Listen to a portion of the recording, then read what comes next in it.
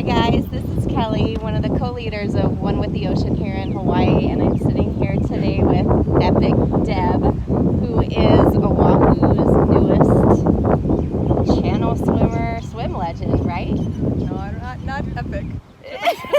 Just finished. Okay, we can disagree on that. All right, so you just finished last week on Halloween the Kaiwi Channel swim. Okay, so Yep. we're going to dive into that today. Okay, so I've got a list of questions here to ask that I've collected from some other swimmers. Curious minds want to know. So what was your decision to do this swim? About 3 weeks ago, I was swimming with Steve out at Tracks, and we were swimming, and we finished the swim. And as we were walking back to the parking lot, he mentioned he was doing this Kaiwi Channel swim on in 2 weeks. I'm swimming in 2 weeks. I thought, wow. And then I was thinking on the drive home, I was thinking, it's always more fun to swim with someone. Like, I can't imagine doing it solo. And I thought, well, I wonder if he'd want someone to swim with him maybe it just is more fun swimming. And I thought on it for a couple days. And then I asked back, like, what do you think about me asking him? And she said, immediately she was like, if he'll have you, you can't pass it up. Yeah. And if he'll have you. And that was to do the whole thing or be a pacer? Pacer, for sure. And I thought, in my mind, I was thinking hour in, hour out, hour in, hour out through the night. So I texted him, and I'm like, hey, do you want, a pace, just to have someone swim like kind of on and off with you like through the night? We swim very well together. We always shoulder to shoulder swim well. If I was doing it, I'd want it. And he was super, responsive about, come along, no pressure, swim as little or as much as you want. I'd love to have you there, like immediately. So that was kind of cool. And then, the Wednesday before the swim, he suggested that we all get together and our wives meet each other. And so we team bonding, have some beers. So we met up at Maui Brewing, and just everyone was chit-chatting. And he had mentioned to Beck and I, he said, I think you could swim it. And I said no. And he said, How many beers was this after? Just that one beer. And he said, you're not going to know unless you try. Right. And I had that in the back of my mind, that I had the go ahead from him, that if I felt okay, just keep going. Right, he was also okay. And then Beck, I'm like, wow, he thinks maybe I can swim the whole thing. And so Beck's like, just don't hold him back. Just don't, if you want to go for it, if you feel okay, you're there for him, you're supporting him, you're there to make sure he succeeds. Yeah. But just make sure you're not holding him back. That's and I like, advice. absolutely, I'm just going to go into it as like I'm helping him and just see how everything feels. So then it changed from pacing to staying Not until then. you couldn't? No, I was just going to, because the boat was always there, so I thought I can just, see, I can listen to my body, maybe just swim, and then, but I didn't really tell anyone. I just went into it as a pacer, because I wanted very low expectations, because I think I would have been very nervous if I was even thinking about it. So I just kind of tucked it away in the back of my mind. I'm just going to be there, and I'm just going to see how the night goes. See what everything was going to be about conditions. So, Right. And then, Okay, so training. How much training did you actually do for this? I didn't, because I just thought, I figured it was a go on Wednesday before the race. Before the swim. So what was the furthest swim you had done before that? 5 miles. Okay. When we swam out to the Coast Guard buoy. Yeah. We went out to the Coast Guard buoy, had done some distance before that, swam along the shore, and Steve was like, right on, 5 miles. And he did say at the time, Steve said, when we swam out to the buoy with Pam and everyone, he said, any of these girls can do a channel swim. He said, you guys are all strong swimmers. He was just, and so that kind of actually just kind of put something in my mind, and that everyone that we swam with, he felt that they were capable. I think probably everybody's going to appreciate hearing that. So do you think your training was enough? How many times a week did you swim? I swim 5 days a week. Okay. I do Monday, Wednesday. What's your average distance? Well, 2 miles, Monday, Wednesday, Friday, maybe a little bit longer Saturday, and Sunday kind of social swim. So maybe 10 miles a week ocean swimming. Do you think it was enough? I think if the conditions would have been different, it wouldn't have been enough. But just everything lined up. It was glassy conditions. And so I think we just got lucky on the day. Well, Steve chose the day, Yeah. And then the conditions were just ideal. But if it would have been any other conditions, it wouldn't have been enough. Okay. All right. Would you have done anything differently with your training, looking back?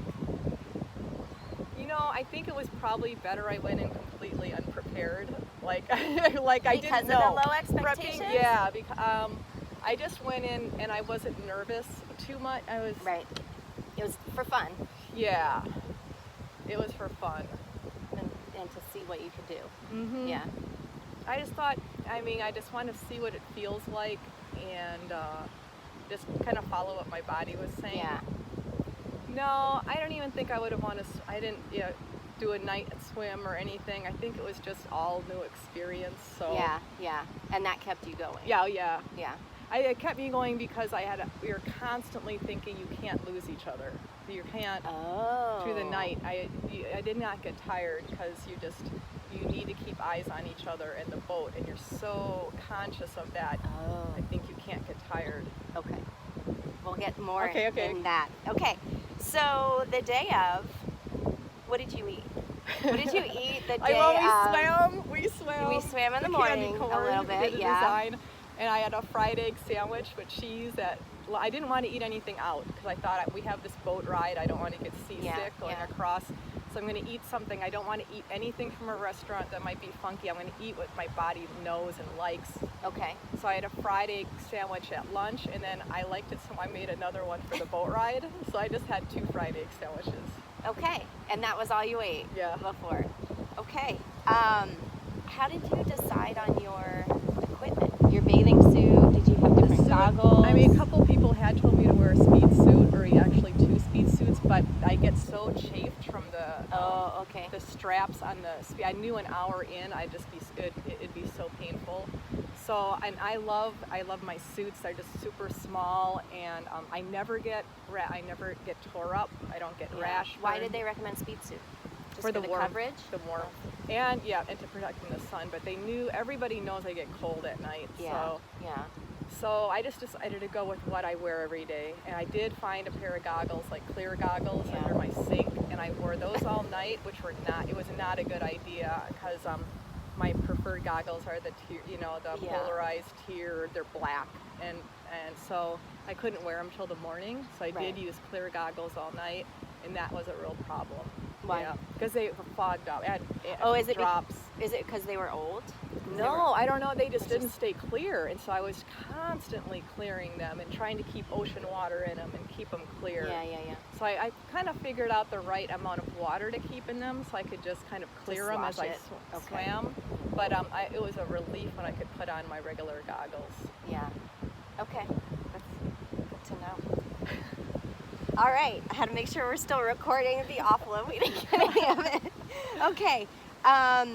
So you hopped on the plane, and No, we took a boat across.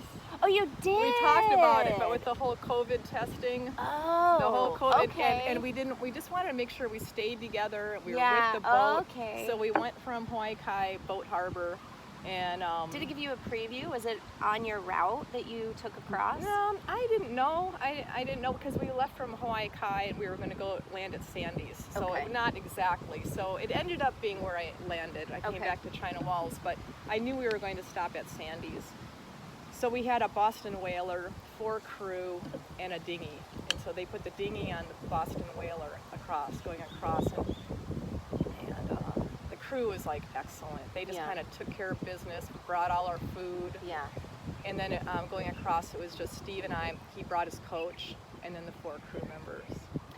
How long did it take you to get across? So it was amazingly fast. It was supposed to be 3.5 hours to get across. It was an hour and a half.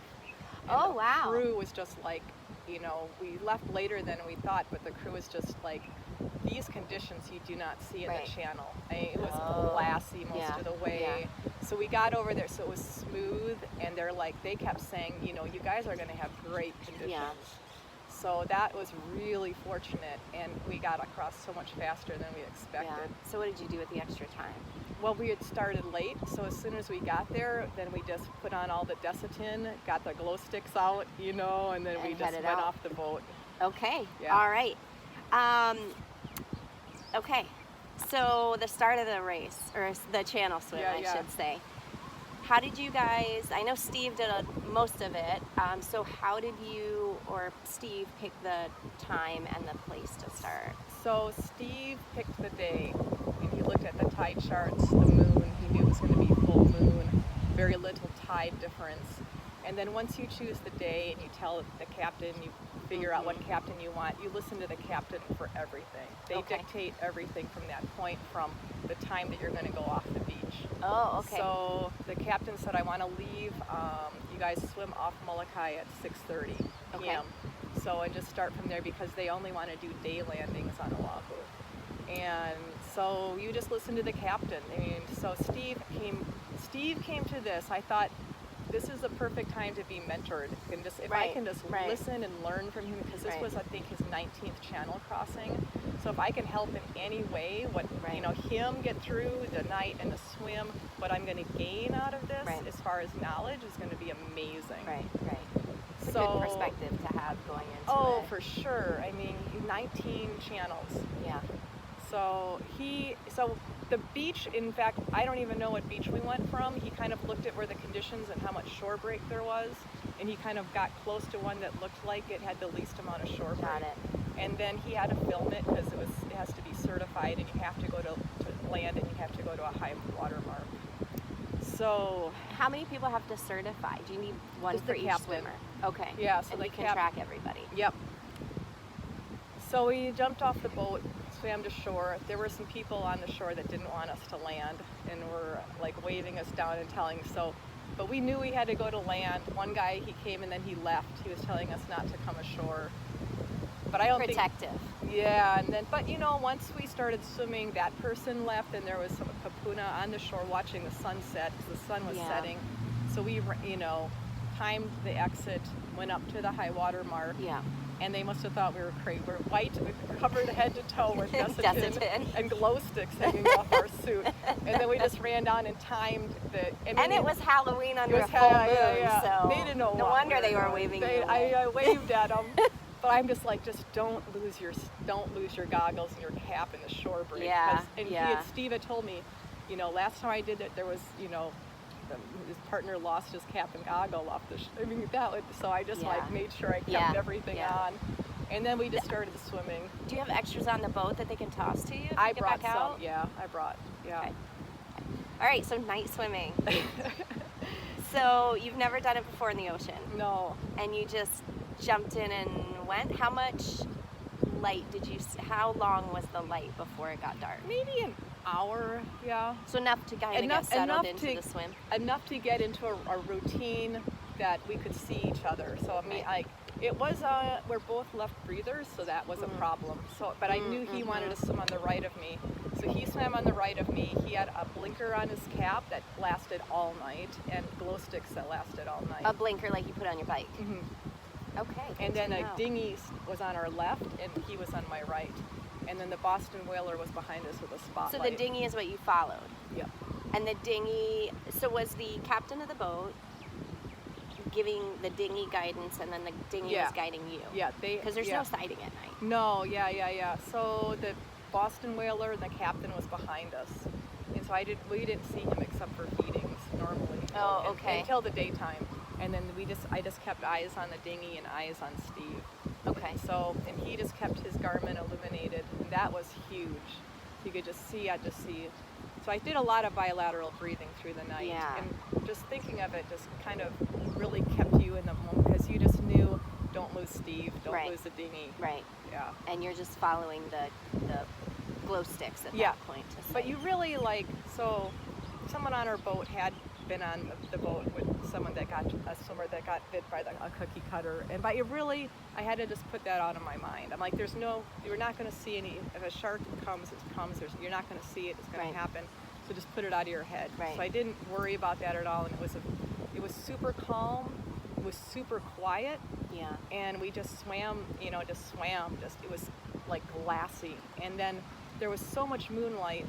And then the boat captain said it's actually a good thing, because when it's just a swimmer with glow sticks and a boat, then the sharks are attracted to only one spot.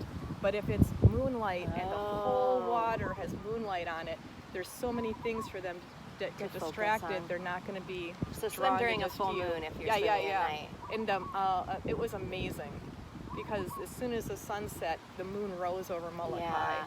and it was almost bright as day. Yeah. All right. So how'd you stay awake?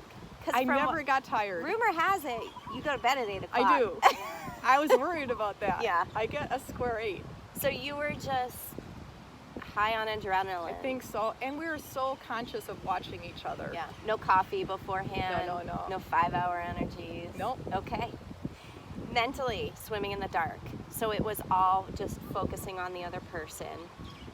Did the time seem to drag on? Did you have to take it little bits at a time? Everything is 30 minutes. Everything. The entire swim, and that's what was so nice about Steve, knowing so much about these channel swims. He said from the get-go, everything is run by 30 minutes, and you feed and you hydrate, even if you don't feel like it. Okay. So Does he have a timer on his watch? He did. He had it set to 30-minute intervals, and the captain did too. So every 30 minutes, they'd blow the whistle. So and they had a horn, so okay. they'd blow it, and if they missed it, Steve knew, and he would just stop. Okay. And he'd be like 30 minutes. So I'm like, okay, we just half a bottle of electrolytes, Yeah. and then whatever you wanted to feed on. Yeah. So he was very adamant that no matter what you feel like, you're gonna hydrate and snack every 30 minutes. Okay. So That's that- good. I yeah. wouldn't have known that. That's good advice. So anytime these negative thoughts, how often did you have these negative thoughts at night?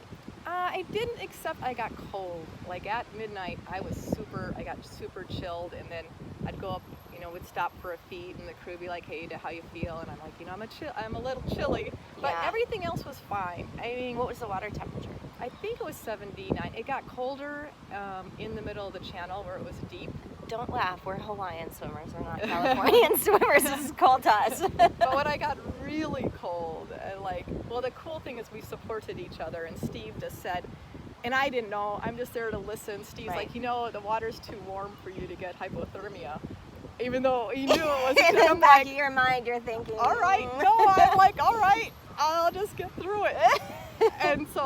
And then when it was around 4:30, the captain said, the sun, he's like, the day is going to break at 5:30. The sun's not going to rise, but you're going to see daybreak. He goes, it's going to get warmer, and he knew the water was going to get it might go to 1,000 foot. He said, you'll see a difference. You'll notice a change in the temperature, and you'll be okay. Okay. So, and it was exactly spot on. 5:30, the day broke, and water started to get warmer, and then I knew okay, and I didn't have to deal with it being so chilled from that point on. So when you got cold, did you just deal with it until it changed? Did you have any Yeah. hot liquids on the boat to drink? I just I thought I'd do, speed up, slow down, but we were, I was conserving energy. So Right. I didn't know what would Right. happen, so we were swimming slow. Yeah. But Okay. yeah. So the nutrition, the week of, were you prepping in any way? Were I you making sure you were hydrated. hydrating? Just hydrated. I just drank a lot more than I normally would. Okay. I was curious because it all seemed so last minute, was. and I thought, It gosh, I was. can't even go into a 3-mile swim on the weekend without It was preparing I ahead of didn't- time. I didn't have time. I mean, I just kept thinking there's no expectations. Right, I right. have. How often do we swim in the ocean? Right. You're gonna have a boat 15 feet from you Right. that you can stop anytime you want. We Yeah. have to swim to shore. Yeah, So I yeah. thought, and Steve We're said, carried in our bathing suits. yeah, and Steve's just like, you girls. After that time we all Yeah. swam together. He's like, you guys swim, far and hard without even eating ahead of Yeah, time. yeah. He said, you're doing this swim all night, and your snack bar is following Yeah, you. So yeah. You can feed whenever you want. You can get out, and he was fine with me swimming as little or as much as I Yeah. wanted. So Yeah, that's because kind he of how I was went there into to it. make sure that he got it, Yep, and you he were did there it. that way too. Yep. So work together. How did you develop a nutrition plan, or was it all Steve and the captain? They definitely suggested things, but I just from past know that goos, the really thin ones, Yeah. the ginger aid ones, Yeah. just the ones that were very thin, and then all these people were crossing paths with me. I got it. Well, I decided that I was going to kind of keep it in mind on Wednesday. Yeah. And that And then we had 3 days before the swim. Yeah. And those next 3 days, people came across my path and gave me very good feeding advice. And Good. I told you about Linda Kaiser. Yeah. And I just definitely think Linda Kaiser was a channel swimmer in Hawaii that would always have advice and be there for swimmers Yeah. and always be at the end, Yeah. at the finish for every swimmer. She would Yeah. show up at Sandy's and was very supportive to the channel swim community. Yeah. And so, you know, the next day on Thursday, a channel swimmer who swam with Linda Kaiser, she contacted me about something not even swim related, and she had very good feeding advice. And we talked about her, you know, swimming with Linda, and she said, bring something fun to eat. Yeah. She said, well, she talked about being cold, but she said, you're gonna have what you're supposed to eat, and you're gonna get sick of it all, but bring something totally fun. So it was your fun. Snickers. I brought a bag Okay. of Snickers, like the Halloween candy I was having. Like, you know, I know I'll eat, this will be, you know, Yeah. this will totally mix it up. I've heard of people having this, so I just put a bag of Snickers in the cooler. Yeah. And that's what I had in the last 5 miles. That's all I wanted was Snickers and Coke. So Okay. that was, I mean, that was super good advice. Yeah. And then I ran into Ryan, and he spent over an hour on Friday in the middle of a Yeah. swim, and he had very good advice, gave me his swim caps to wear, helped me keep my head warm. I could pull them down over my ears. Oh. So that, yeah, he had super good advice. Are these special channel swimming swim caps? They have special powers? No, they were insulated. It was- Oh, yeah, okay. Yeah, so it kept you warm, and I got so cold I just pulled it down over the bottom Yeah. of my ear, and then it was too. Did you have earwax in? No, I know Ryan suggested that, but I've never swam with earplugs, and I thought I need to hear Yeah, Steve, and yeah. I didn't want to try something I've never done Right. before, so I just decided just to go with the caps. Okay. Ah. But that was all. So on the feeding, so Ryan has said put everything in little bags, or she really suggested the chicken noodle soup with rice, and you put them in tiny Ziploc bags, so they just throw you Ziploc bags, and you can just eat, you know. So Right. it was really good to have a variety of things, because Yeah. everything you get sick of. Yeah, I got sick yeah. of goose, couldn't touch them, and switched to peanut butter and jelly sandwiches. Yeah. That was huge. Yeah, that would be my go-to. Yeah, just quarters in little tiny Ziplocs. So they toss the food to you. It's attached to a... The bottles were attached to lines, and Okay. the Ziploc bags they just dropped to you.